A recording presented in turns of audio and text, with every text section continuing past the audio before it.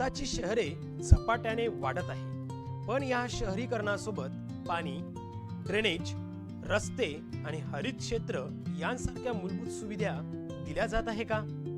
याच समस्येवर उपाय म्हणून केंद्र सरकार 25 जून 2015 रोजी सुरू केली अमृत योजना. अमृत म्हणजेच Atal mission for rejuvenation and urban transformation. या योजनेचा उद्देश आहे शहरे राहण्यायोग्य करणे, स्वच्छ, हरित आणि अधिक सुसज्ज बनविणे. अमृत 1O अंतर्गत 5 प्रमुख घटकांवर भर देण्यात आला.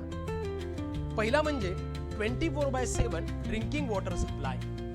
Second, waste water management and sewage management. Third, increasing green areas in cities.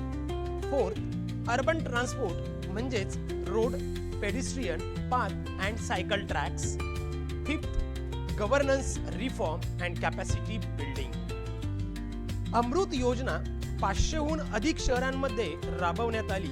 महाराष्ट्रातील पुणे, नागपूर, औरंगाबाद, सोलापूर अशा प्रमुख शहरांचा समावेश यामध्ये झाला. या योजनेसाठी केंद्र सरकारने जवळपास 500 कोटी रुपयांचा निधी दिला.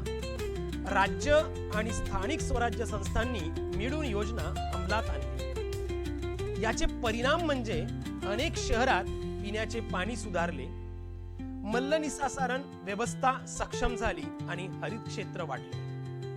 अमृत 1O ही केवळ योजना नाही, तर भारताच्या शहरी विकासाच्या दिशेने एक महत्त्वाचं पाऊल आहे.